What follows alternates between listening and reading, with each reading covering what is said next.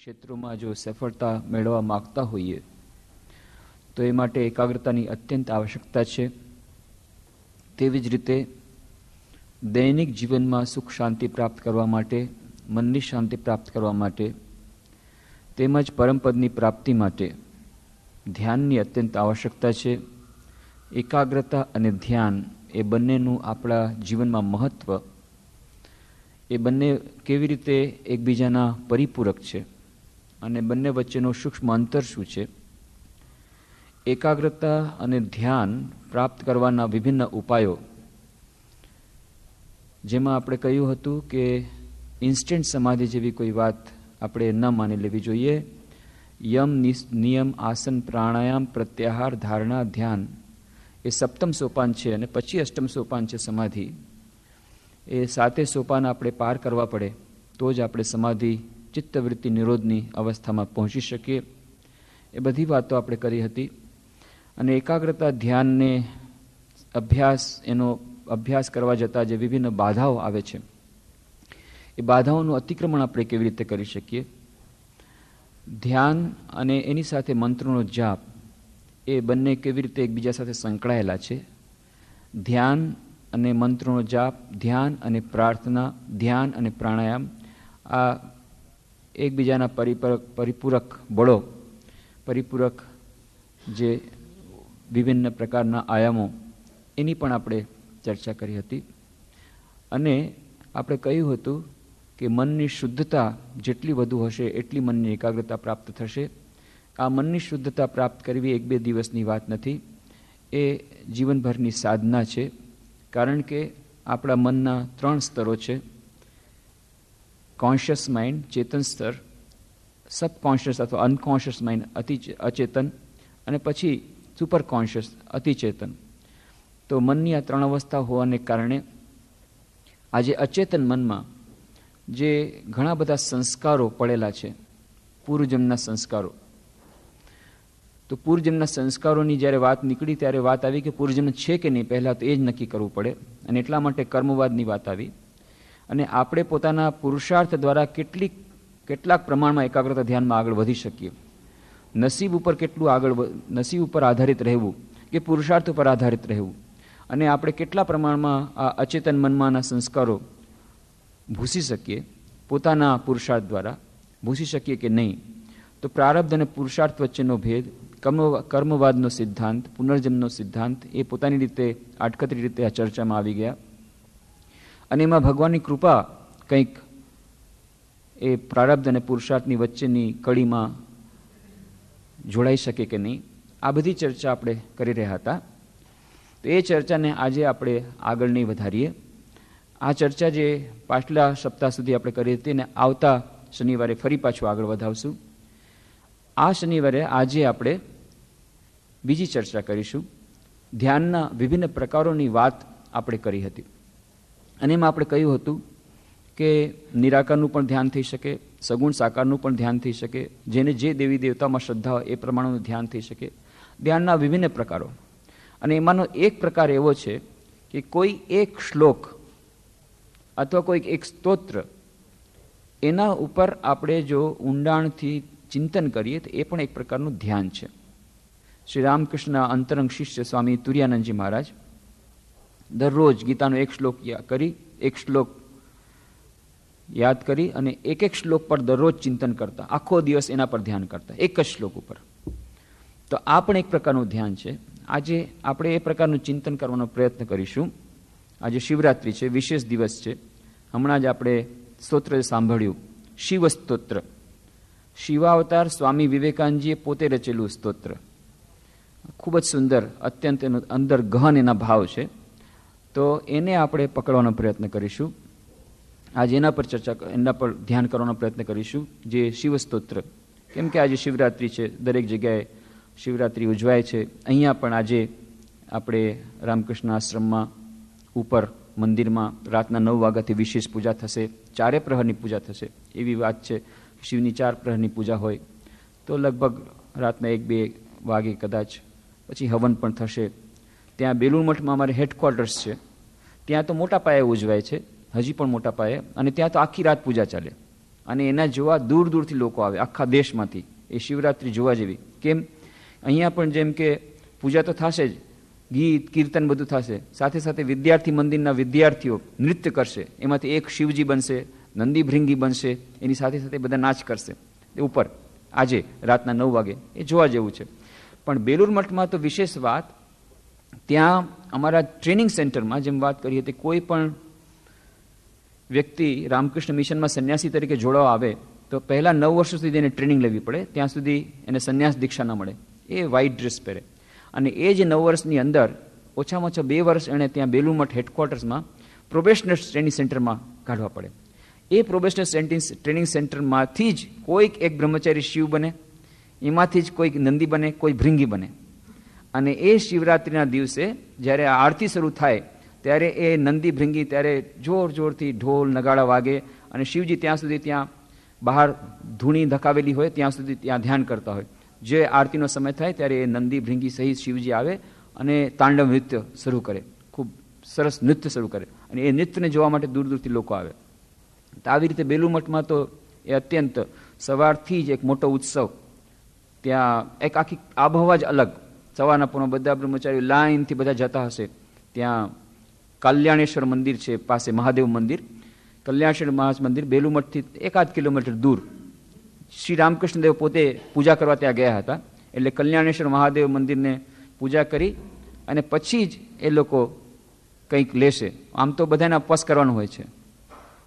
રામકૃષ્ણ આશ્રમમાં, રામકૃષ્ણ મિશનમાં ઉપવાસની બહુ બધી પ્રથા નથી, કારણ કે મા શારદા દેવી અન્નપૂર્ણા માં એમને ન ગમે. એમણે ખાસ બોધગયામાં પ્રાર્થના કરી હતી કે મારા જે લોકો રામકૃષ્ણનું નામ લઈને આવે એ લોકોને કોઈ તકલીફ ન થાય. ખાવા પીવાની ખૂબ મજા અહીંયા, એટલે ઉપવાસ વગેરેની વાત જ નહીં. પણ તેમ છતાં કોઈ કોઈ લોકો એકાદશી કરે. પણ શિવરાત્રિનો ઉપવાસ બધાએ લગભગ કમ્પલસરી કીધેલું નથી, પણ અનરિટન લો બધાએ એ ઉપવાસ કરે. કેમ? એની પાછળની એક સ્ટોરી છે, વાર્તા છે. શિવરાત્રિ બેલુર મઠમાં સ્વામી વિવેકાનંદજી જ્યારે હતા 1901ની એ 1 કે 2ની વાત છે, જ્યારે બેલુર મઠમાં હતા ત્યારે એક દિવસે બધા જમવા બેઠા અને પછી છેલ્લે સ્વામીજી જમવા આવ્યા ત્યારે ખબર પડી કે આજે શિવરાત્રિ છે. તો બધાએ કીધું કોણે કોણે ઉપવાસ કર્યો છે? કંઈ કોઈ નથી ઉપવાસ કર્યો. અરે, શિવજીનો દિવસ અને સંન્યાસી તો શિવજીના ખાસ ઉપાસ્ય દેવ, અને કોઈ ઉપવાસ નથી કર્યો. એમને બહુ ખરાબ લાગ્યું. એમની તો તબિયત ખરાબ હતી, એમને તો રિસ્ટ્રિક્શન હતા, એટલે ઉપવાસ ન કરી શકે. ત્યારે જોવામાં આવે એક એમના શિષ્ય હતા, એમણે ત્યારે હજી સુધી જમ્યા નહોતા, એ જમવા આવી જ રહ્યા હતા. જા જમવાની જરૂર નથી, જા ઉપવાસ કમ્પલસરી. કોઈએ ઉપવાસ નથી કર્યો. આખા બેલુર મઠ વતી તારે ઉપવાસ કરવાનો છે. કોઈ કે તો ઉપવાસ કરવો છે, શિવજીનો વાર છે, આજે શિવજીની રાત્રિ છે, મહાશિવરાત્રિ છે. તો ત્યારથી પછી આ સ્વામીજી વિવેકાનંદજીની આવી ઈચ્છા હતી કે કમસે કમ શિવરાત્રિનો ઉપવાસ કરવો જોઈએ. હવે બધા સંન્યાસીઓ, બ્રહ્મચારીઓ બધા ઉપવાસ કરે. જો કે ઉપવાસની પાછી અલગ અલગ વેરાયટી હોય છે, જેમ આપણે ત્યાં હોય છે ને સમાજમાં, કે એમાં સાવ નિર્જળા ઉપવાસ, પાછા જળ સહિત, પછી ચા દૂધ સહિત, પ્રવાહી સહિત, પછી ફળાહાર અને પછી ફરાળ. એ ફરાળ ક્યાંથી આવ્યું? કોઈક રિસર્ચ કરે છે કે ફરાળ ક્યાંથી આવ્યું. એ ફરાળ એકચ્યુઅલી ફળાહારમાંથી આવ્યું. કોઈકે કહ્યું હશે ભાઈ આજે ઉપવાસ છે તો ઠીક છે, કંઈ આજે એટલા માટે ઉપવાસ કર્યો છે કે ભગવાનની નજીક વધુ રહી શકે, એટલે રાંધવાની કોઈ ખટખટ નહીં, કોઈ જાતની નહીં, ખાવા પીવાની પણ ખટખટ, એટલો બધો ટાઈમ આપણે ભગવાન નજીક રહી શકશું એટલા માટે. અને ત્યારે રેસ્ટ, કદાચ કોઈ નેચરોપેથિસ્ટ એમાં હશે પાછળ કે ભાઈ તમે હંમેશા બધા એને રેસ્ટ આપો છો, એક પેટને રેસ્ટ નથી આપતા, જઠરાગ્નિને રેસ્ટ નથી આપતા, તો એક દિવસ રેસ્ટ આપો, કમસે કમ શિવરાત્રિને બહાને આપો, જન્માષ્ટમી બહાને એમને રેસ્ટ આપો. તો ગમે તે હશે, એ ઉપવાસ જેણે શરૂ કર્યો એમણે કહ્યું હશે કે ભાઈ આવી રીતે તમારે આખું દિવસ કાંઈ લેવું નહીં. અને પછી જ્યારે એનાથી નહીં રહેવાય તો કે ભાઈ આમાં તો મારે ખાવા પીવાની બનાવવાની ખટખટ નથી, ફક્ત મને આ ફળ છે, તૈયાર ફળ લઈ લેવા દો. તો એટલે ફળાહારની સિસ્ટમ શરૂ થશે. ઠીક છે, તમે ફળાહાર લઈ શકો, કે એમાં રસોઈ બનાવવાની ઝંઝટ નથી અને વધારે કોઈ પાચન ક્રિયા ઉપર પણ વધારે લોડ નહીં પડે. પણ એમાંથી પછી 40-50 કેળા ખાવાનું શરૂ કરી દીધું હશે, એટલે પછી કીધું કે આ ફળાહાર તો વધારે મોંઘો પડે છે, એટલે એમાંથી ફરાળ થયું કે ભાઈ એના કરતાં પછી સિંગદાણા કેવું તો તૈયાર હોય, એ સિંગદાણા કેવું બધું ફરાળ તૈયાર કરો. અને પછી સિંગદાણાને એકલા કેમ ખવાય, એટલા માટે પછી બટેટાનું શાક કરો. પછી એ બરાબર જામતું નથી, તો પછી હવે આ બાકી શું રહ્યું? તો વડા કરવા જોઈએ. તો વડા તો લોટના તો થાય નહીં, કારણ કે ફરાળ ઉપવાસ છે, એટલે ઘઉં, ચોખા, દાળ એ બધું કામમાં ન આવે. અચ્છા ઠીક છે, તો રાજગરાના લોટના વડા, એક ક્લોઝ, એક્ઝેમ્પશન ક્લોઝ નાખી દીધો. રાજગીરના લોટના વડા કરો, બટેટાની પતરી કરો, ઘણી બધી આઈટમ. તો એમાં એક ફાયદો એ છે કે ઉપવાસ ભલે ન થાય, ઉપવાસનો અર્થ છે ભગવાનની નજીક રહેવાનું, એ ભગવાન નજીક રહેવાનું ન થાય, કારણ કે આખો દિવસ એ ફરાળની આઈટમ બનાવવામાં, એનો સ્વાદ ચાખવામાં, એ બધામાં નીકળી જાય. પણ એક થાય કે એક મોનોટની બ્રેક થઈ જાય કે દરરોજ એને દાળ ભાત શાક રોટલી ખાતા હોય, એના કરતાં એક જરાક એક જુદી જાતની આઈટમ ખાધી, એ પણ એક આનંદ છે. ભગવાનના નામનો આનંદ કર્યો, પછી બીજાને કેવા થાય અમે આજે ઉપવાસ કર્યો છે, એ પણ એક જાતનો એક સંતોષ પ્રગટ થાય. એ બહાને પણ ભગવાનનું નામ લેવાય કે ના આજે મારે શિવરાત્રિનો ઉપવાસ છે, આજે જન્માષ્ટમીનો ઉપવાસ છે. તો એમાં કંઈ ખોટું નથી. તો શ્રી રામકૃષ્ણ દેવ એકવાર ત્યાં ગયા. કૃષ્ણ કિશોર એમના ભક્ત હતા. એમણે જોયું કૃષ્ણ કિશોર આજે શું છે, તો કે આટલી બધી આઈટમ બનાવી છે, શું વાત છે કે આજે 11 રસ છે, એટલે 11 રસ ઓછામાં ઓછો હોવો જોઈએ. 11 રસ, એનું નામ જ 11 રસ, એટલે 11 જાતના તો આઈટમ હોવી જ જોઈએ ઓછામાં ઓછી, જેટલી વધે એટલું સારું. તો બધી આટલી આઈટમ બધી જોઈ. રામકૃષ્ણ દેવ કહે છે આ તો બહુ સરસ એકાદશી છે, મારે આવી રીતની એકાદશી કરવી છે. રામકૃષ્ણ દેવ, શારદા દેવી, વિવેકાનંદ ત્રણેય એકાદશી કરતા, સાદી એકાદશી કરતા. રામકૃષ્ણ દેવે જોયું કે કૃષ્ણ કિશોર આટલી સરસ કરે છે, તો પછી એમણે કહ્યું મને એકવાર કૃષ્ણ કિશોરની જેવી એકાદશી કરવાની ઈચ્છા થઈ છે, કૃષ્ણ કિશોર જેવી એકાદશી. એટલે પછી કૃષ્ણ કિશોર જેટલી આઈટમ લેતા હતા એ પ્રમાણે આઈટમ અમે લીધી. પછી બીજે દિવસે પેટ બગડી ગયું કે હવે મારે કૃષ્ણ કિશોર એકાદશી નથી કરી, મારી સાદી એકાદશી બરાબર છે. તો ઘણા લોકો આ ઉપવાસનો બરાબર અર્થ સમજતા નથી. પણ અમારે ત્યાં કમસે કમ એ બિલ્વ જે હોય એનું શરબત બનાવે, અને એ શરબત આપવા જાય. તો અમે લોકો જ્યારે બ્રહ્મચારી હતા ત્યારે અમારી એક ડ્યુટી રહેતી હતી કે એ બિલ્વમાંથી શરબત બનાવવું, અને જેટલા સંન્યાસી હોય ત્યાં તો લગભગ 100-150 સંન્યાસીઓ રહે છે બેલુમઠમાં, દરેક જગ્યાએ જવું, આખી એનું ડ્યુટી ચાર્ટ, અને બધા એને શરબત આપવું કે આજે શિવરાત્રિ છે, ઉપવાસ કર્યો છે, તો તમે આ શરબત લઈ લો. અને એક સ્વામીજી તો એટલા જોરથી વૈઢા, હજી સુધી મને યાદ છે કે શું કીધું કે આ શિવરાત્રિ છે તો શું છે, તો ઉપવાસ. તો શું લાવ્યા છો? બિલ્વનું શરબત છે. બિલ્વનું શરબત લેવાથી પછી ઉપવાસ ક્યાંથી થયો? જો બિલ્વનું શરબત લઈ લીધું તો ઉપવાસ ક્યાંથી થયો? આ તમારો ઉપવાસની તો બહુ વિચિત્ર પ્રકારનો ઉપવાસ છે. ઉપવાસનો અર્થ છે, અને એ સંન્યાસી જોયું મેં 70 એવા કેટલા બધા સંન્યાસી 70-80 વર્ષની ઉંમર ત્યારે હતી, 80 વર્ષથી ઉપરની ઉંમર હતી, આખી રાત શિવરાત્રીમાં બેઠા રહ્યા, અને આખા દિવસ કંઈ ન લે, જળ પણ નહીં, પણ આખી રાત બેઠા રહે, ચારે પ્રહરની પૂજા થતી. એવા કેટલા બધા સંન્યાસી જોયા. પણ એ એવી રીતે કહેતા હતા કે ના, એ ઉપવાસ તો પછી ખરેખર ઉપવાસ કરવાનો. પણ એમાં શ્રી રામકૃષ્ણ દેવ પાછા વાત કરેલી છે. એક દિવસે શ્રી રામકૃષ્ણ દેવ પાસે એક ડોસીમાં મળવા આવ્યા હતા, અને અચાનક પડી ગયા. પછી એમને પૂછ્યું વાત શું છે, તો એકાદશી તે દિવસે હતી, એમણે ઉપવાસ કર્યો હતો. ત્યારે રામકૃષ્ણ દેવ કીધું જુઓ, તમે લોકો એકાદશી ભલે કરો, પણ થોડુંક કંઈક ખાઈ લેવું, કમસે કમ થોડા ફળ લઈ લેવા, કે કોઈક વસ્તુ લઈ લેવી. એકદમ સાવ નિરાહાર રહ્યો એ મને પસંદ નથી. આવી રીતે તમે નિર્બળ થઈને પડી જાઓ તો કેવી રીતે ભગવાનની પૂજા કરશો? અને બીજું, માતાઓ, એમાં દરેકમાં જગન્માતા છે, માતાઓ ખાસ કરીને ભૂખા રહે એ મને જરાય ન ગમે. શ્રી રામકૃષ્ણ કહે છે એટલે તમારે કંઈક કરી લેવું, કંઈક લઈ લેવું, આતરડીને થોડી ઠારી નાખે, અને પછી તમારે ભગવાનનું નામ લેવું. ભગવાનનું વધુમાં વધુ નામ લઈ શકાય એ પ્રમાણે નહીં કરો. એટલા માટે રિલેક્સેશન ક્લોઝ રાખેલા છે. એટલે મને યાદ આવે છે એ અમારા લોકોની સંન્યાસ દીક્ષાનું વર્ષ હતું. તો સંન્યાસ દીક્ષા રામકૃષ્ણ મઠ મિશન એવી પરિપાટી છે કે રામકૃષ્ણ દેવની જન્મ જયંતિ હોય તે દિવસે રાતના, એટલે કે બીજે દિવસે સવારના 3 વાગે, એ દિવસે આખી રાત કાળી પૂજા થાય. આખો દિવસ તો રામકૃષ્ણ દેવની વિશેષ પૂજા, એ ઉત્સવ થાય. પછી ઉત્સવ પછી રાતના 9 વાગે મહાકાળીની વિશેષ પૂજા કરવામાં આવે. અને જેટલા લોકોને સંન્યાસ દીક્ષા આખા રામકૃષ્ણ મઠ મિશનમાં બધાને ત્યાં બેલુર મઠમાં જ થાય. અમારા રામકૃષ્ણ મઠ મિશનના જે પ્રમુખ સ્વામી, પ્રેસિડેન્ટ મહારાજ, એમના હસ્તે થાય. તો એ દિવસે આખો દિવસ નિર્જળા ઉપવાસ બની શકે તો, નહીં તો જળ લઈ શકાય. ક્યારેક ક્યારેક શરબત પણ એલાવ કરે છે, કોઈકને એવી તાસીર ન હોય તો, પણ ઉપવાસ કરવાનો. અને પછી રાતના આખી રાત એ પૂજા ચાલે, એમાં જે લોકો બેસી શકે. સવારના 3 વાગ્યામાં એ સંન્યાસ દીક્ષા થાય. તો અમે લોકો સંન્યાસ દીક્ષા માટે ગયા હતા ત્યાં બધા બ્રહ્મચારીઓ. ત્યારે રામકૃષ્ણ મઠ મિશનના પ્રેસિડેન્ટ મહારાજ, ત્યારના 10મા અધ્યક્ષ મહારાજ વીરેશ્વરાનંદજી મહારાજ એ હતા. તો એવી પરિપાટી છે કે એ સંન્યાસ દીક્ષા થશે એના 3 દિવસ પહેલા બધાની પરમિશન લેવી પડે, ફોર્મલ, કે આવી રીતે સંન્યાસ દીક્ષા થવાની છે તો આશીર્વાદ આપો. તો શરૂઆત કરીએ એ પ્રેસિડેન્ટ મહારાજ પાસેથી, અને પછી બધા સંન્યાસી પાસે જવાનું, લાઈન બધા 1 by 1, ટર્ન બાય ટર્ન. તો સૌથી પહેલાં જ્યારે પ્રેસિડેન્ટ પાસે પરમિશન લેવા માટે ગયા ત્યારે પ્રેસિડેન્ટ મહારાજ બહુ સુંદર વાર્તા કરી કે કોણે કોણે શિવરાત્રિનો ઉપવાસ કર્યો. શિવરાત્રિ હતી તે દિવસે. કોણે કોણે ઉપવાસ કર્યો છે? તો કે અમે બધાએ કરી છે. વાહ, તો બહુ સરસ, શિવરાત્રિનો ઉપવાસ કર્યો છે. પણ જોજો તબિયત સાચવીને, કારણ કે પાછું તમારે 2 દિવસ પછી રામકૃષ્ણની જન્મ જયંતિ છે, ત્યારે પાછું તમારે ઉપવાસ કરવો પડશે, અને ત્યારે તો લગભગ નિર્જળા ઉપવાસ કરવો પડશે. એટલે જેનાથી બની શકે એટલો ઉપવાસ કરજો, નહીં તો કંઈક શરબત વગેરે લઈ લેજો. સાવ નિર્જળા જો તમે કઈ થઈ શકે તો સારું, સાવ નિર્જળામાં નહીં જતા. અને પછી બહુ જ એમનું માતૃ હૃદય હતું. મા શારદાદેવીના શિષ્ય હતા ને, એટલે માતૃ હૃદય હતું. અને પછી એમણે હસતા હસતા એક વાર્તા સંભળાવી કે એક જગ્યાએ શિવરાત્રિની પૂજા ચાલતી હતી અને તે પતિ દેવતા કે આખો દિવસ હું મેં ખાધું નથી, થોડુંક મને શરબત કે કંઈ આપી દે. તો કે હવે તો પૂજા શરૂ થાય છે, પ્રથમ પ્રહરની પૂજા એ પતી જાય પછી તમે થોડુંક લેજો, શરબત કે કંઈક લેજો.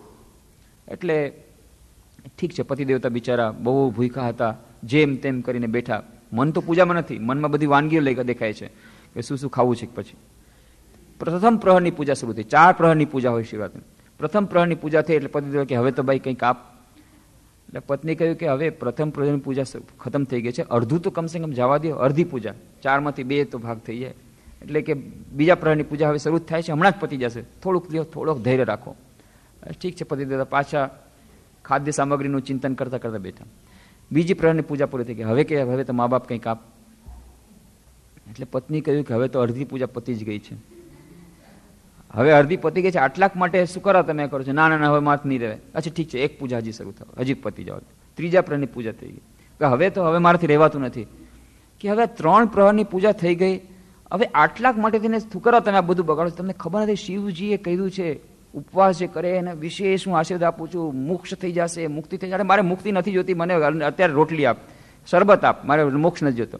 પણ આટલું બધું કર્યું ને આટલાક માટે તમે રહી જાઓ છો. આટલી બધી વાતચીત થાય છે, રકઝક ચાલ છે કે હમણાં નહીં. ત્યાં તો બાજુના ઘરમાંથી કંઈક રડવાનો અવાજ આવ્યો. તો કે શું વાત, શું થઈ ગઈ? કે જોવાની જરૂર નથી, મને ખબર છે બધું શું થઈ ગયું. તારી જેવી કોઈ પત્ની હશે અને મારા જેવા પતિને બળજબરીથી કરાવતી હશે પૂજા, અને એ 4 પૂજા થાય અને ઓલાના રામ રમી ગયા હશે, અને અત્યારે આ રાડ રોકડ ચાલે છે. હવે મને જલ્દી દે, નહીં તો પાછું વિધવા થવું પડશે, એટલે પહેલા મને ખાવાનું આપ. તો આવી રીતે હસતા હસતા કીધું કે જો આવી રીતે નહીં કરતા, કે રોવાનો વારો આવે એટલે થોડુંક જો તમારી ન સહન થાય તો થોડું શરબત વગેરે લઈ લેજો. શિવરાત્રિનો ઉપવાસ કરો બની શકે એટલું, પણ જેનાથી ઉપવાસ એટલે કે ભગવાનની પાસે નિવાસ થાય એવી રીતે કરો. તો આવી રીતે એ ત્યાં બેલુર મઠમાં મોટા પાયે શિવરાત્રિનો એક અલગ જ આખો ઉત્સવ હોય. અહીંયા પણ આપણે ત્યાં થશે, રાતના ખૂબ સરસ પૂજા થશે. તો આજે શિવરાત્રિ એટલા માટે આપણે શિવજીના ઉપર ચિંતન કરશું, એના ઉપર ધ્યાન કરશું. હમણાં જ જે આપણે વાત સાંભળી હતી, ઘણા લોકો પૂછે છે શિવરાત્રિની પૂજા કે તમારે શિવજીની પૂજા થશે? હા, કે તમે તો બહુ મજામાં છો, શિવરાત્રિના દિવસે શિવજીની પૂજા કરો. જન્માષ્ટમી તો કે તરત જ કૃષ્ણ ભગવાનની પૂજા. રામનવમી તો કે અમે આજે રામનવમી મનાવશું. પાછા ક્રિસમસ ઈવ પણ મનાવો છો. જીસસ ક્રાઇસ્ટનો ફોટો રાખી દીધો, જો ક્રિસમસ ઈવના દિવસે. પાછા મહાવીર જયંતિ આવશે તો મહાવીરનો ફોટો રાખી દેશો. બુદ્ધ જયંતિ આવશે, ભગવાન બુદ્ધનો ફોટો ઉપર રાખી દેશો. તમારે બધું મનાવવાનું કે હા બધું અમે ઉજવીએ છીએ. તો બહુ સરસ. આ તો આજકાલના ઓલા દલ બદલું છે નેતા, એના જેવો હાલ છે તમારા, કે જે પાટલી બદલી નાખો છો. ગંગા તીરે ગંગાદાસ અને જમના તીરે જમનાદાસ. તો એવી વાત નથી. કેટલાક લોકો એમ સમજે છે કે આ સુવિધાવાદી ધર્મ છે. રામકૃષ્ણ ધર્મ કેવો? અરે રામકૃષ્ણનો ધર્મ છે સુવિધાવાદી. જ્યારે પાટલી બદલાવો ત્યારે બદલાવી શકો. તમારે બુદ્ધ જયંતિ આવે ત્યારે એમ કહો અમે બૌદ્ધ છીએ.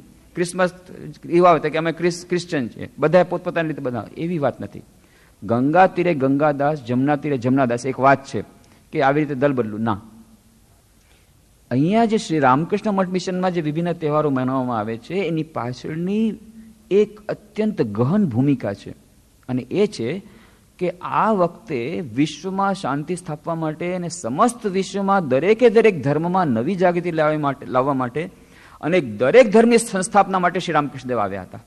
એટલા માટે સ્વામી વિવેકાનંદે સ્તોત્રમાં લખ્યું સર્વધર્મ સ્વરૂપિણે સ્થાપકાય છે ધર્મસ્ય સર્વધર્મ સ્વરૂપિણે. સર્વધર્મનો સ્વરૂપ હતા. કોઈ એક હિન્દુ ધર્મ કે ક્રિશ્ચન ધર્મ કે ઇસ્લામ ધર્મ કે શીખ ધર્મના પાલન માટે, એમના સ્થાપના માટે નહોતા આવ્યા. અને એમણે પોતાના જીવનની પ્રયોગશાળામાં કરીને બતાવ્યું.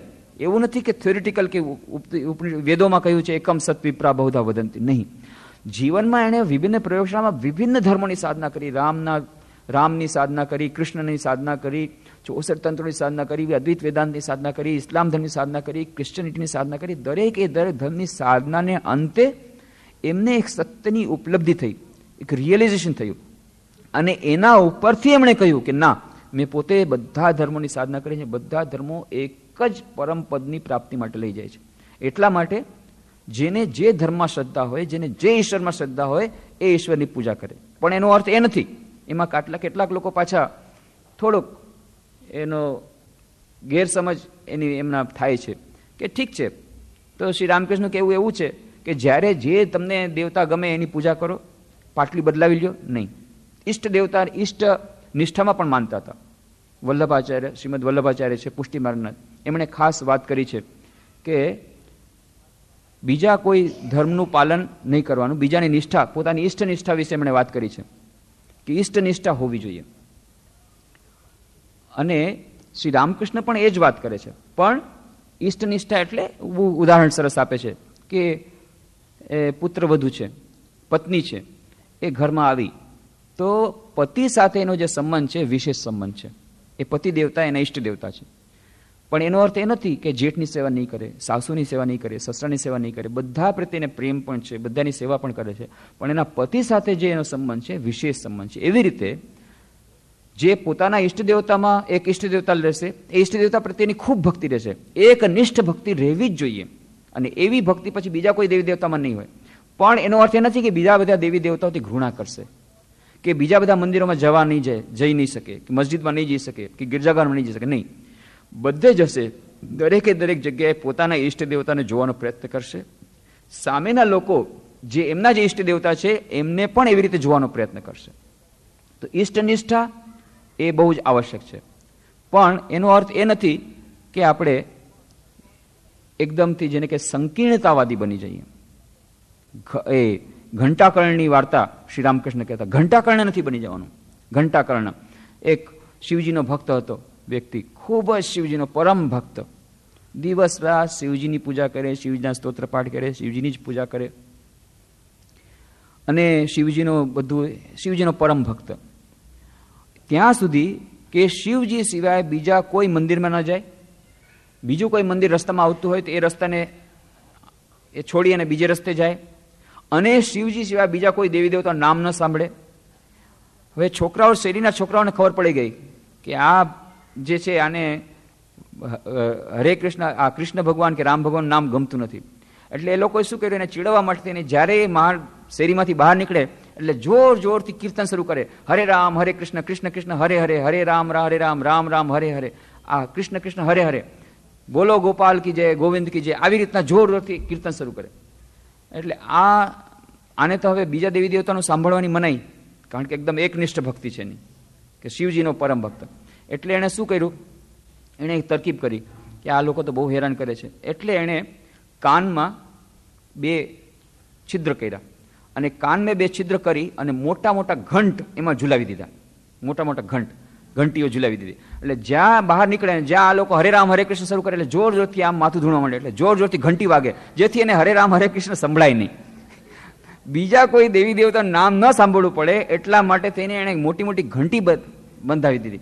એટલે એનું નામ પડ્યું ઘંટાકર્ણ. ઘંટાકર્ણના નામથી પ્રસિદ્ધ થઈ ગયું. એ ઘંટાકર્ણ આવે છે, ઘંટાકર્ણ આવે છે એટલે જોર જોરથી પાછા હરિકીર્તન કરે, એટલે આ જોર જોરથી ઘંટી હિલાવે. આ ઘંટાકર્ણ. હવે આ વખતે આ બધા તો ઠીક છે, શિવજીને થયું કે હું જ કૃષ્ણ, હું જ રામ, આને સમજતો નથી. એટલા માટે થઈને એક દિવસે શિવજીની પૂજા કરવા માંડી ગયો. શિવજીને જ્યારે સવારના પૂજા કરતો ત્યારે શિવજીને થયું કે આને ઠીક મારે હવે બતાવવું પડશે કે હું અને કૃષ્ણ એ અલગ નથી. એટલે એમણે અદ્ભુત રૂપ ધારણ કર્યું. અડધો ભાગ એમનો શિવજીનો એકદમ, એ જેવી રીતે ત્રિશુલ હોય, જટા હોય, બધું અડધો ભાગ શિવજીનો, અને બાકીનો અડધો ભાગ કૃષ્ણ ભગવાનનો. એ કૃષ્ણ ભગવાનના શંખ છે, એવી જાતનું સુંદર સ્વરૂપ છે. અડધો ભાગ, 2 ભાગ થઈ ગયા. હવે આ તો ધ્યાનમાં હતો. જ્યારે ધ્યાન કરીને પાછું જુએ છે, અરે આશ્ચર્ય, શિવજીની મૂર્તિને બદલે સાક્ષાત શિવજી છે, પણ એમાં પાછા પૂરા શિવજી નથી, અડધા પાછા શિવ છે ને અડધા કૃષ્ણ ભગવાન છે. અને નીચે જે અગરબત્તી છે એની સુગંધ બંને નાકમાં જેરી છે. હવે મારે એક નાક તો કૃષ્ણનો છે એટલે એક નાક શિવજીનું છે. આ તો ન ચાલે. હું શિવજીની પૂજા કરું છું અને કૃષ્ણ ભગવાન મારી પૂજા લીલી છે એ બરાબર નથી. એટલે આજે કૃષ્ણ ભગવાનનું જે નાક હતું એ એણે દબાવીને રાખ્યું કે એમાં અગરબત્તીની સુગંધ ન પહોંચી જાય. એટલે પછી શિવજી કહ્યું, ભાઈ આ મારું જ નાક છે, તો આવી રીતે નાક દબાવીશ તો આનાથી મારી સેવા નહીં થાય. એટલું બધું એને સમજાવવું પડ્યું. આ છે ઘંટાકર્ણ, કે અડધું નાક જો શિવજીનું કૃષ્ણ ભગવાનનું, તો એ નાકના અડધા ભાગમાં પાછી અગરબત્તીની સુગંધ ન જાય એના માટે પાછું નાક દબાવી દે. આ ઘંટાકર્ણ, એનાથી ભગવાનની પૂજા ન થાય. તો એકનિષ્ઠ ભક્તિ, ઇષ્ટનિષ્ઠા એ જેમ જરૂરી છે એમ પાછી ઘંટાકર્ણ જેવી સંકીર્ણતા અમારે નથી જોતી. તો રામકૃષ્ણ મઠ મિશનમાં અમે જે બધા દેવી દેવતાની પૂજા કરી છે, વિભિન્ન તહેવાર મનાવી છે, એનો અર્થ એ નથી કે અમે ગંગા તીરે ગંગાદાસ, જમના તીરે જમનાદાસ, ના એવું નથી. પણ બધા દેવી દેવતાઓમાં સર્વદેવ દેવી સ્વરૂપ શ્રી રામકૃષ્ણ સમાયેલા છે. સર્વદેવ દેવી સ્વરૂપ શ્રી રામકૃષ્ણ જ દરેક દેવી દેવતામાં છે એમ માનીને રામકૃષ્ણ દેવની જ પૂજા થાય છે ઉપર. અને શિવજીની પૂજા કરવામાં આવશે ત્યારે એમ જ સમજીને કે શિવજી અને શ્રી રામકૃષ્ણ અભિન્ન છે. અને આ વિભિન્ન દેવી દેવતાઓ કે જેનું પણ સ્વરૂપ છે બધા એક જ પરમ તત્વના જ વિભિન્ન રૂપ છે એમ સમજી અને આ કરવામાં આવે છે. તો એટલા માટે આ તહેવાર ભલે શિવરાત્રિ હોય, ગમે તે તહેવાર હોય, એનાથી અમે એવું નથી કે એકનિષ્ઠા અમારી ભંગ થઈ જાય છે. એકનિષ્ઠા ભંગ નથી થતી. એકનિષ્ઠાની વાત શ્રી રામકૃષ્ણ દેવ પણ કરી છે. પણ સાથે સાથે એમણે કહ્યું છે ઘંટાકર્ણ જેવી સંકીર્તન ન હોવી જોઈએ. તો આજે શિવરાત્રિ છે એટલે આપણે સ્વામી વિવેકાનંદજીનો જે શિવ સ્તોત્ર છે એના ઉપર થોડું ચિંતન કરશું. એક એક શ્લોક લેશું અને પછી એનું મિનિંગ જોવાનો પ્રયત્ન કરશું. સમાધિ અવસ્થામાં જાય છે. શિવરાત્રિ સાથે એમનું ઘણું બધું, કેવી રીતે શિવજીના સ્વરૂપમાં મથુરબાબુને શ્રી રામકૃષ્ણમાં અડધા શિવ, એક તરફ જોઈએ છે શિવજીના દર્શન થાય છે રામકૃષ્ણમાં, એક બીજી તરફ જોઈએ છે મા કાળીના દર્શન થાય છે. એટલે શિવ અને રામકૃષ્ણ જાણે એક. અને સ્વામી વિવેકાનંદ જાણે સાક્ષાત શિવાવતાર. શ્રી રામકૃષ્ણ પોતે કહે છે એ શિવ છે અને હું શક્તિ છું. એ શિવાવતાર સ્વામી વિવેકાનંદ વિશે રામકૃષ્ણ જ્યોતના અંકમાં આખો એક લેખ આપ્યો હતો, શિવાવતાર સ્વામી વિવેકાનંદ. એ વાંચવા જેવો છે. એમાં આખું વિસ્તારથી સમજાવ્યું છે કે કેવી રીતે સ્વામીજી અને શિવની સાથેનો શું સંબંધ છે. શિવજીની જેમ જ બધા શિવજીના ગુણો, અને શિવજીની કૃપાથી જ માતા ભુવનેશ્વરી દેવને વીરેશ્વર શિવજીની પૂજા કરાવી અને એમાંથી જ આ શિવ સ્વરૂપ પ્રગટ થયા સ્વામી વિવેકાનંદ. એ બિલે, એટલે જ એનું નામ રાખ્યું બિલેશ્વર, અને પછી એમાંથી બિલે થયું. તો એ બધી વાતો કેવી રીતે સ્વામી વિવેકાનંદ સાક્ષાત શિવજી છે, જન્મથી માંડીને અમરનાથમાં એમને શિવજીનું વરદાન પ્રાપ્ત થાય છે, ઈચ્છા ફળનું, ઈચ્છા મૃત્યુનું વરદાન પ્રાપ્ત થાય છે. એ બધી વાતો એ સૂચવે છે જાણે સાક્ષાત શિવજી. અને એટલા જ માટે શિવજીની મહિમાનું વર્ણન કોઈ ન કરી શકે. શિવજીનું મહિમાનું વર્ણન એના માટે મહાભારતમાં વાત આવે છે કે ભીષ્મ પિતામહને કહે છે તમે તો આટલા બધા જ્ઞાની છો તો શિવજીની મહિમાનું વર્ણન કરો. એ મારા માટે શક્ય નથી. શિવજીની મહિમાનું વર્ણન કોણ કરી શકે? ત્યાં સુધી પુષ્પદંત એ મહિમ્ન, શિવ મહિમ્ન સ્તોત્ર બહુ સુપ્રસિદ્ધ શિવ મહિમ્ન સ્તોત્ર છે.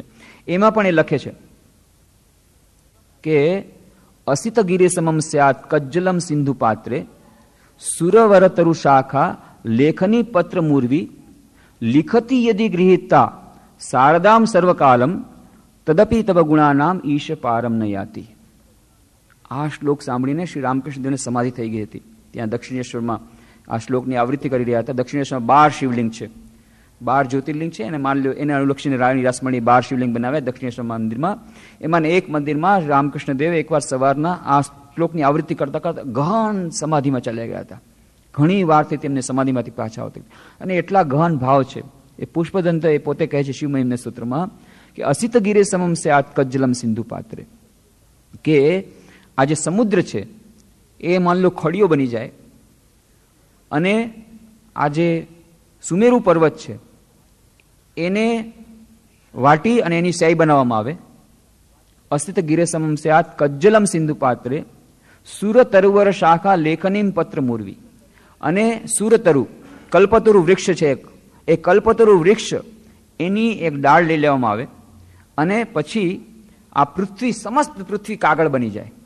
સમસ્ત સમુદ્ર એ શાહીનો ખડિયો હોય, એમાં સુમેરુ પર્વતની શાહી એમાં ઘૂંટવામાં આવે, અને કલમ બનાવવામાં આવે, કલ્પતરુ વૃક્ષની ડાળની કલમ બનાવવામાં આવે, અને સમસ્ત પૃથ્વી રૂપી કાગળને લેવામાં આવે, અને સ્વયં સરસ્વતી શારદામ સર્વકાલે, સ્વયં સરસ્વતી અનંત કાળ સુધી આ લેખની દ્વારા આ પૃથ્વીરૂપી કાગળ ઉપર આ શાહીથી લખવાનો પ્રયત્ન કરે તો પણ હે શિવજી તમારી મહિમાનું વર્ણન શક્ય નથી. એટલી સુંદર કવિત્વની કલ્પના, ઉચ્ચતમ કલ્પના, કે સમસ્ત પૃથ્વી કાગળ બની જાય, એટલો મોટો કાગળ, અને સમસ્ત સમુદ્ર એ શાહી બની જાય, અને સુરતરુવરો શાખા, કલ્પવૃક્ષની ડાળ એ કલમ બને, અને લખવાવાળું કોણ? સ્વયં સાક્ષાત સરસ્વતી દેવી એ પોતે લખવાનું શરૂ કરે. ક્યાં સુધી લખે? 1-2 વર્ષ નહીં, અનંત કાળ સુધી જો લખે તો પણ હે શિવજી તમારા ગુણોનું વર્ણન શક્ય નથી. એ શિવજીનું વર્ણન, એની મહિમાનું વર્ણન શક્ય નથી. અને એ શિવજીને સમજી કોણ શકે? શ્રીમદ ભાગવતમાં વાર્તા આવે છે કે બ્રહ્મા અને વિષ્ણુ એ પોતે કહે છે કે શિવજીની મહિમા સમજવાને અમે લોકો સામર્થ્યવાન નથી. શિવજીની મહિમા તો શિવજી જ સમજી શકે. શિવજી સ્વયં જ શિવજીની મહિમા સમજી શકે, બીજા કોઈ આપણે સમજી ન શકીએ. સ્વામી વિવેકાનંદનું આ વાક્ય છે પાછું. સ્વામી વિવેકાનંદ સૌથી છેલ્લા દિવસે, એમની મહાસમાધિનો દિવસ 4 જુલાઈ 1902, સવારના 3 કલાક સુધી એમણે ખૂબ ઊંડું ધ્યાન કર્યું મંદિરમાં, અને સીડીથી નીચે ઉતરી રહ્યા હતા, અને એમના મોઢેથી બોલી જવાયું. કોઈ કે પાછળથી સાંભળી તમે ગુરુભાઈએ ડાયરીમાં લખ્યું, સ્વામી વિવેકાનંદ સ્વગત બોલે છે, જો કોઈ બીજો વિવેકાનંદ હોત તો જાણત કે આ વિવેકાનંદે શું કર્યું છે. એ વિવેકાનંદની મહિમાને સમજવા માટે બીજા વિવેકાનંદની આવશ્યકતા છે. એ બીજા કોઈ મહિમા ન સમજી શકે. જેમ શિવજીની મહિમા શિવજી જ કરી શકે, અને સ્વામી વિવેકાનંદ સાક્ષાત શિવ અવતાર. એટલા માટે એમણે આ એક જ સ્તોત્રમાં એટલા બધા ભાવો નાખી દીધા છે, એટલા ઊંડાણના ભાવો છે કે આ સ્તોત્ર ઉપર જ જો આપણે ચર્ચા કરવા જોઈએ તો એમાં કેટલા બધા અઠવાડિયા નીકળી જાય, કેટલા વર્ષો નીકળી જાય, એટલું ઊંડાણનો ભાવ એમાં સ્વામી વિવેકાનંદ એક જ સ્તોત્રમાં નાખી દીધો છે. જેમ ખંડન ભવબંધન, એમાં રામકૃષ્ણની મહિમા એટલી બધી આપી છે કે હજુ સુધી રામકૃષ્ણ જ્યોતમાં આપણે સંપાદક લેખોમાં લખી છે, હજી પૂરી નથી થતી. ઘણા લોકો કહે છે, હવે ઉઘરાણી કરે છે કે બાકીનું ક્યારે પૂરું કરશો. એ સંપદતાઓ શ્રીપદ હજી ત્યાં સુધી આવ્યું છે, પણ એટલા ગહન ભાવ છે કે પાછું જ્યાં ચિંતન કરવા જ્યાં ફરી પાછું નવા ભાવ આવે. એક જ એટલું બધું સુંદર એમાં કાવ્ય. એવી જ રીતે આ શિવ મહિમામાં, આ શિવ સ્તોત્રમાં સ્વામી વિવેકાનંદજીએ પોતે શિવાવતાર હતા, એટલે શિવજીની મહિમા થોડોક સમજી શકતા હતા. એમાં બધું આમાં નાખી દીધું છે. તો પ્રથમ વાક્યમાં જ કહે છે શિવજી વિશે, નિખિલ ભુવન જન્મ સ્થેમ ભંગ પ્રરોહ. નિખિલ ભુવન, સમસ્ત જગત, સમસ્ત સંસાર, સમસ્ત જગત, એ સમસ્ત જગતના સૃષ્ટિ, પાછું એનું સ્થિતિ, અને પાછું એનો સંહાર, આ ત્રણેયના, જેમનામાં સમસ્ત જગતની સ્થિતિ, ઉત્પત્તિ અને લય અગણિત વિભૂતિઓના રૂપમાં કલ્પિત કરવામાં આવ્યા છે. આ એની વિભૂતિઓ છે. શિવજીનું એક રૂપ છે, એ છે તાંડવ નૃત્ય, તાંડવ રૂપ. નટરાજ એ તાંડવ નૃત્ય કરે ત્યારે આખી સૃષ્ટિનું સંહાર થાય, સંહાર લીલા શરૂ થાય. એ શિવજી પાછું ઉત્પન્ન કરે, અને આ સમસ્ત સૃષ્ટિ સ્થિતિ લય એને શિવજીના નૃત્ય રૂપે કલ્પવામાં આવી છે. આપણા શાસ્ત્રોમાં ઘણી જગ્યાએ તમને દિવાલોમાં મળશે કે શિવજી નૃત્ય કરી રહ્યા છે. ડમરું છે, એ ડમરું શેનો શબ્દ? એ ડમરું છે શબ્દનું પ્રતીક. કહેવાય છે સૃષ્ટિની ઉત્પત્તિ એ શબ્દ દ્વારા થઈ, અને સૌથી પહેલા ડમરું બજાવે છે. એ ડમરું દ્વારા જ પહેલા એ ડુકુંગ ડુકુંગ જે કરીને વાગે છે, એમાંથી આખી સૃષ્ટિની ઉત્પત્તિ થઈ. ત્યાં સુધી ક્રિશ્ચન લોકો પણ, ક્રિશ્ચન થિયોલોજી પણ એમ માને છે કે in beginning there was world, in the beginning there was world. સૌથી પહેલા શબ્દ હતું સૃષ્ટિમાં, એના પછી સૃષ્ટિનો પ્રારંભ થયો. અને આપણી ફિલોસોફી માને છે કે આ સ્ફોટ જે પ્રણવ, એમાંથી આખી સૃષ્ટિની ઉત્પત્તિ થઈ. પણ શબ્દ દ્વારા સૃષ્ટિની ઉત્પત્તિ થઈ. એ ડમરૂ દ્વારા શિવજી એ સૃષ્ટિની ઉત્પત્તિ કરે છે.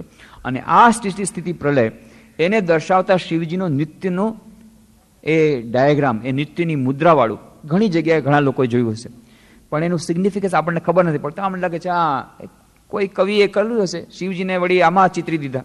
કોઈ કે શિવજીને શિવલિંગ રૂપે જોવે છે, કોઈ શિવજીનું સરસ મોઢું ચિતરી દે છે, કોઈ શિવજી પાર્વતી સાથે જઈ રહ્યા છે એવું ચિતરી દીધું, તો કોઈ શિવજી નૃત્ય કર્યા છે એવું ચિતરી દીધું. નહીં. 1970ની વાત છે. ત્યાં અમેરિકામાં એક સમુદ્રના કિનારે આજના આધુનિક યુગના અત્યારના સૌથી મોટા સાયન્ટિસ્ટ, ન્યુક્લિયર ફિઝિસિસ્ટ, જે મોટા ભૌતિક શાસ્ત્રીમાં જેની એક ગણના થાય છે, ફ્રિજોપ કાપરા એ સમુદ્ર કિનારે બેઠા હતા અને અચાનક એમને શિવજીનો જે નૃત્ય છે એની સાક્ષાત અનુભૂતિ થઈ કે સમસ્ત વિશ્વ અને સૃષ્ટિ, એની સૃષ્ટિ સ્થિતિ પ્રલય એ જે શિવજીની ભંગીમા દ્વારા બતાવવામાં આવ્યું છે એ બધું એને સાક્ષાત એનો અનુભવ થયો, કોરી કલ્પના નહીં, પેપર ઉપર નહીં. અત્યાર સુધી એમણે લેબોરેટરીમાં બધું કામ કર્યું હતું કે સબ એટોમિક પાર્ટિકલ્સ, ઇલેક્ટ્રોન્સ, પ્રોટોન્સ, આ બધા જે મૂવમેન્ટ કરે છે એ બધાની જે પરિઘીમાં એ લોકો જે ફરે છે એની પાછળની જે સૃષ્ટિની કલ્પના એ અને ઈસ્ટર્ન ફિઝિક્સ, ઈસ્ટર્ન મિસ્ટિસિઝમ, આપણું જે ભારતીય દર્શન, એ બંને મળતા આવે છે. એ બધી એમને થોડી થિયોરિટિકલ વાત કરી હતી, પણ આ તો એમને સાક્ષાત અનુભૂતિ થઈ કે જાણે શિવજીનું નૃત્ય ચાલી રહ્યું છે. સમસ્ત જગતમાં જે સૃષ્ટિ સ્થિતિ પ્રલય એની સાથે આ શિવજીનું નૃત્ય એ બંને કેવી રીતે સિંક્રોનાઇઝ થયેલા છે એનો સાક્ષાત અનુભવ એ ફ્રિજોપ કાપરાને થયો. અને ફ્રિજોપ કાપરા પછી પાછળથી 5 વર્ષ પછી પુસ્તક લખ્યું, ધી તાઓ ઓફ ફિઝિક્સ. અને એ પુસ્તકમાં ફ્રન્ટ કવર ઉપર એમની જે અનુભૂતિ હતી એ ફ્રન્ટ કવર ઉપર આપી દીધી. સમુદ્રને કિનારે કેવી રીતે જે શિવજીને એમને દર્શન થયા, નૃત્ય કરતા શિવજી, સૃષ્ટિ સ્થિતિ પ્રલય કરવાવાળા શિવજી. આપણને એમ લાગે છે આ તો બધી કલ્પના છે, સૃષ્ટિ સ્થિતિ પ્રલય કરવાવાળા શિવજી નહીં. એ સૃષ્ટિ સ્થિતિ પ્રલય કરવાવાળા જે નૃત્યની ભંગીમાઓ દ્વારા, જે નૃત્યની ભંગીમાઓ દ્વારા જે સૃષ્ટિ સ્થિતિ પ્રલયની વાત ચાલે છે એ એમણે સાક્ષાત અનુભૂતિ કરી. અને તાઓ ઓફ ફિઝિક્સ એની લાખો પ્રતો આજે દુનિયામાં વેચાઈ ગઈ છે. એ બેસ્ટ સેલર તરીકે એને ગણવામાં આવે છે, ધ તાઓ ઓફ ફિઝિક્સ. એમાં એ પુસ્તકના ફ્રન્ટ કવરમાં એમણે આ નટરાજ નૃત્ય કરતા શિવજીનો ફોટો આપ્યો, તાઓ ઓફ ફિઝિક્સ. અને એમાં અંદરમાં તેઓ લખે છે, આ તો આખું લાંબુ છે, એમાં ઘણા બધા ચેપ્ટર્સ છે, કેવી રીતે આપણું ભારતીય વેદાંત અને એ આજકાલના આધુનિક વિજ્ઞાન સાથે મેળ આવે છે. અને તાઓ ઓફ ફિઝિક્સ એટલા માટે લખ્યું, તાઓ એ ઝેન બુદ્ધિઝમમાં વધારે માને છે, ઝેન બુદ્ધિઝમ એમનાથી અટક થયા છે. તાઓ એટલે પરમપદ, જેમ આપણે ત્યાં બ્રહ્મ એમ ત્યાં ઝેન બુદ્ધિઝમમાં તાઓ. એ તાઓ કહો અથવા બ્રહ્મ કહો, એ શિવ કહો, પરમ તત્વ કહો, એ પરમ તત્વની પ્રાપ્તિ એ મોડર્ન ફિઝિક્સ પોતાની રીતે કરી રહ્યા છે. અને કેવી રીતે એ જે મોડર્ન ફિઝિક્સ, આધુનિક વિજ્ઞાનની જે શોધખોળો, આપણા વેદાંતની શોધખોળો જે અત્યારે હજારો વર્ષો પહેલા આપણે કરી હતી, કેવી રીતે એની સાથે એક મેળ થઈ રહ્યા છે એની સુંદર ચર્ચા આખા પુસ્તકમાં કરી છે. એમાં ઘણા બધા ચેપ્ટર્સ છે. એમાંનું એક ચેપ્ટર છે ધ કોસ્મિક ડાન્સ, વૈશ્વિક એક નૃત્ય. આ જે સૃષ્ટિ સ્થિતિ પ્રલય થઈ રહ્યું છે એ પણ જાણે એક નૃત્ય છે, શિવજીનું નૃત્ય રૂપે પ્રગટ થઈ રહ્યું છે, કોસ્મિક ડાન્સ. અને અંતમાં કહે છે Fritjof Capra, for the modern physicist then Shiva's dance is the dance of subatomic matter.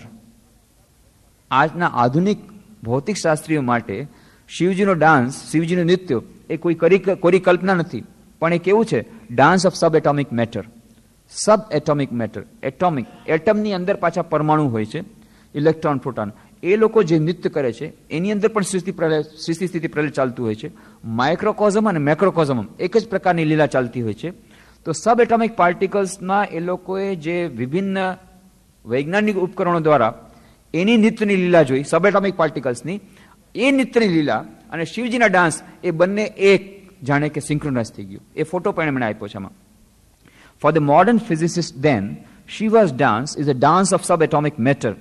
As in Hindu mythology, it is a continual dance of creation and destruction involving the whole cosmos, the basis of all existence and of all natural phenomena. Hundreds of years ago, Indian artists created visual images of dancing Shivas in a beautiful series of bronzes.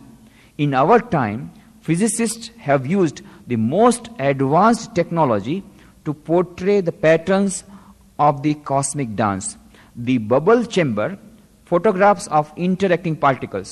એ વૈજ્ઞાનિક એક ઉપકરણ છે, the bubble chamber. A bubble ચેમ્બરમાં subatomic પાર્ટિકલનો એ લોકો photograph લીધો. The bubble chamber photographs of interacting particles which bear testimony to the continual rhythm of creation and destruction in the universe are visual images of the dance of Shiva, equaling those of the Indian artist in beauty and profound significance. The metaphor of the cosmic dance thus unifies ancient mythology, religious art, and modern physics. It is indeed, as Kumar Swami has said, poetry but nonetheless science. Poetry તો છે, એ જે ભારતીય sculpture, ભારતીય artist, એ લોકોએ જે નટરાજને દોર્યા છે એમાં પોએટ્રી છે, એમાં કાવ્ય છે, એમાં શિલ્પ છે, એમાં કળા છે, પણ એની સાથે સાથે સાયન્સ પણ છે, વૈજ્ઞાનિક છે. જે સબએટોમિક પાર્ટિકલ્સના નૃત્યોની એમણે ફોટોગ્રાફ જોયા, એમાં જાણે એ જ શિવજીનો જે નૃત્ય, એ નૃત્યની ભંગીમા સાથે જાણે એક થઈ જાય છે. એકબીજા ઉપર તમે ઇમ્પોઝ કરો તો એમ લાગે જાણે શિવજીનું નૃત્ય ચાલી રહ્યું છે. જે સબએટોમિક પાર્ટિકલ્સમાં સિસ્ટમમાં ક્રિએશન થઈ રહ્યું છે, ઉત્પત્તિ થઈ રહી છે, સ્થિતિ થઈ રહી છે અને પ્રલય થઈ રહ્યો છે, એ જાણે બંને સિંક્રોનાઇઝ થઈ જાય છે. તો કહેવાનો અર્થ સ્વામી વિવેકાનંદ કહે છે, શિવજી એ કોણ? એ પરમ તત્વ, જેમના નૃત્ય દ્વારા, એ સાધારણ નૃત્ય નથી કરતા, એમના નૃત્ય દ્વારા સમસ્ત સૃષ્ટિની ઉત્પત્તિ થાય છે, સમસ્ત સૃષ્ટિની સ્થિતિ છે, સમસ્ત સૃષ્ટિનો સંહાર પણ એ જ કરે છે પોતાના નૃત્ય દ્વારા. એમની એવી જેની કલ્પના જેમના પર કરવામાં આવી છે, જેમનામાં સમસ્ત જગતની સ્થિતિ, ઉત્પત્તિ અને લય અગણિત વિભૂતિના રૂપમાં કલ્પિત કરવામાં આવ્યા છે, જેવો વિમળ ગગન સમાન છે. વિમળ ગગન સમાન, અકલિતમય સુવિમલ ગગનાભે, સુવિમલ ગગનાભે, ગગન અંતરિક્ષ વિશાળ, વાસ્ટ, ખૂબ જ વિશાળ એવું જે ગગન, અને કેવું વિમલ ગગન, અત્યંત શુદ્ધ એવું જે ગગન, જગતના ઈશ્વર રૂપ વિમળ ગગન સમાન છે, જો જગતના ઈશ્વર સ્વરૂપ થઈને સ્થિત છે, પરંતુ જેમનો બીજો કોઈ નિયંતા નથી. સમસ્ત જગતનો નિયંતા એ છે શિવ, એ પરમ તત્વ. એમના નિયંતા કોણ? કોઈ નહીં. એ છે પરમ, સુપ્રીમ, એના ઉપર કોઈ નહીં. એ જે પરમ તત્વ, એ મહાદેવમાં મારો દ્રઢ અને ઉજ્જવળ પ્રેમ થાવો, એવી સ્તુતિ સ્વામી વિવેકાનંદ કરે છે.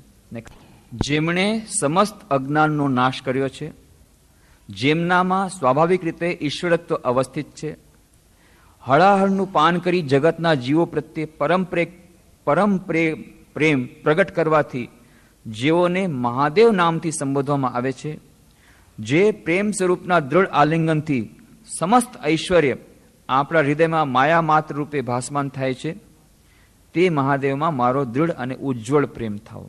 અત્યંત ઉચ્ચ વાત કહે છે સ્વામીજી કે સમસ્ત અજ્ઞાનનો જેમણે નાશ કર્યો છે, નિહત નિખિલ મોહે, નિખિલ મોહ, સમસ્ત મોહનો નાશ, નિહત, એને નિહત કરી નાખ્યા છે.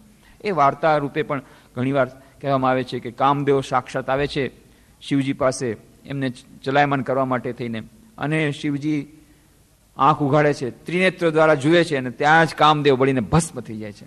એ વાર્તા આવે છે, રામચરિતમાનસમાં પણ આવે છે, બીજા શાસ્ત્રોમાં પણ આવે છે. અને પછી રતિદેવી રડતા રડતા જાય છે, મારો પતિ નાશ પામ્યો, કંઈક એનો ઉદ્ધાર કરો. અને પછી કહે ઠીક છે, એનું શરીર બળે ભસ્મ થઈ ગયું, પણ સૂક્ષ્મ રીતે એ માનવોમાં વિરાજમાન થશે. એટલા માટે કહે છે કે એ કામદેવ એ દરેકના મનમાં કામ રૂપે વિરાજમાન હોય છે. પણ એ જે હોય તે, પણ શિવજીએ પોતાના જ્ઞાન દ્વારા, એ ત્રિનેત્ર દ્વારા સમસ્ત મોહનો નાશ કર્યો. નિહત નિખિલ મોહે, સમસ્ત મોહનો નાશ કર્યો. અધીશતા યત્ર રૂઢા, અને સમસ્ત જગતમાં એ ઈશ્વરત્વ એમનામાં અવસ્થિત છે. પરમ પ્રેમ પ્રગટ કરવાથી જેઓને મહાદેવ નામથી સંબોધવામાં આવે છે. મહાદેવ કેમ કરવામાં આવે છે? બાકી બધા દેવ, પણ આ છે દેવાધિદેવ મહાદેવ. કેમ? સૌથી વધુ માનવને પ્રેમ કરે છે. એટલું જ નહીં, દેવતાઓને પણ બચાવવાવાળા એ દેવાધિદેવ મહાદેવ. સમુદ્ર મંથન થયું, વાર્તા બધા જાણે છે.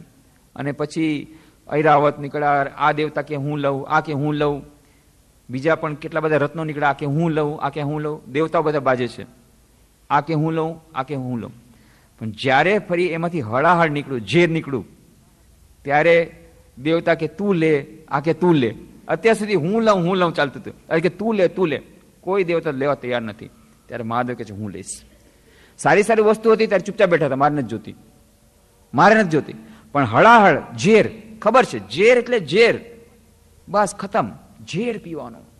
એ હળાહળ કે હું પીશ. અને મહાદેવ પોતે ઝેર પી અને પછી ગળામાં રાખે છે. ગળામાં એટલા નીલકંઠ એમનું નામ થઈ ગયું. નીલકંઠ, એમનો કંઠ નીલ છે. કેમ? ગળામાં એમણે હળાહળ ઝેર. આખા વિશ્વમાં જ્યારે કોઈ પણ કામ થાય છે, કોઈ પણ કર્મ જ્યારે કરવામાં આવે ત્યારે હળાહળ નીકળે છે. કોઈ પણ યજ્ઞ તમે કરશો એમાં થોડીક ખરાબી નીકળશે જ. હવે એ ખરાબી કોઈને પચાવવી પડશે, કોઈને ખરાબી પચાવવી જ પડશે. કોઈ પણ કામ કરશું ત્યારે થોડુંક તો એમાંથી ઝેર નીકળશે જ.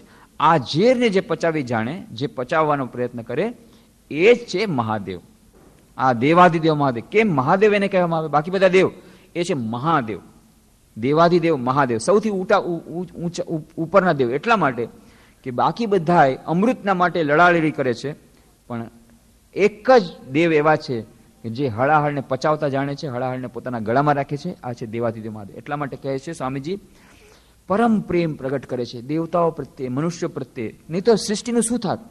જો એ હળાહળ સમસ્ત સૃષ્ટિમાં આવી જાત, આખી સૃષ્ટિ ખતમ થઈ જાત. એ સૃષ્ટિને સાચવવાનું માનવજાત પ્રત્યે એટલો પ્રેમ કે છે, હું પોતે ભલે હું દુઃખી થઈશ. સ્વામી વિવેકાનંદનું જીવન જુઓ, આખું જિંદગી એમણે હળાહળ પીધું, પોઈઝન પોતે લઈ લીધું, બધું પોઈઝન લેતા જ ગયા, ઝેર પીતા ગયા, ઝેર પીતા ગયા. કેટલું બધું સંઘર્ષ કરવો પડ્યો, કેટલું દુઃખ સહન કરવું પડ્યું બીજાના કલ્યાણ માટે થઈને. એટલે સાક્ષાત શિવ લાગે, માયા સ્વરૂપ છે. એમાં કોઈને રુચિ ન થાય. એ ચિતાની ભસ્મ જેવું એને આખું ઐશ્વર્ય લાગે. જેને શિવજી પ્રત્યે પ્રેમ થઈ ગયો છે, જે શિવજી બધાને પ્રેમ કરે છે, તે મહાદેવમાં મારો દ્રઢ અને ઉજ્જવળ પ્રેમ થાવ. બધાની અનુભૂતિની વાત કહે છે, જેમાં પૂર્વ સંસ્કાર રૂપી પ્રબળ વાયુ વહે છે, જે ઘૂર્ણાયમાન તરંગોની જેમ બળવાન વ્યક્તિઓને પણ દલિત કરી દે છે, જેમાં તું અને હુંના રૂપમાં ભાસમાન થનારું દ્વંદ્વ ચાલી રહ્યું છે, તે શિવમાં સંસ્થાપિત અતિશય ચંચલ રૂપના ચિત્તની હું વંદના કરું છું. ચિત્ત આપણા દરેકમાં ચિત્ત છે. એ ચિત્ત ચંચલ છે. આ તો આપણા બધાની અનુભૂતિ છે. દરેકમાં ચિત્તમાં ચંચળતાનો અનુભવ દરેકને થયો છે કોઈક ને કોઈક વખતે. આ ચિત્ત કેવું છે? અત્યંત ચંચળ. અને ચિત્તમાં શું શું થાય છે? પૂર્વ સંસ્કાર રૂપી પ્રબળ વાયુ વહી રહ્યો છે હંમેશા. જે વાત કરી હતી આપણે, કેમ આપણને ધ્યાનમાં મન નથી લાગતું, કેમ આટલી બધી બાધા સહન કરવી પડે? એટલા માટે પૂર્વ જન્મોના સંચિત કેટલા બધા સંસ્કારો રૂપી જોરદાર વાયુ વહી રહી છે. એટલા માટે ચિત્ત કંપાયમાન થાય છે, એકાગ્ર થતું નથી. જે ઘૂર્ણાયમાન તરંગોની જેમ બળવાન વ્યક્તિને પણ દલિત કરી દે છે.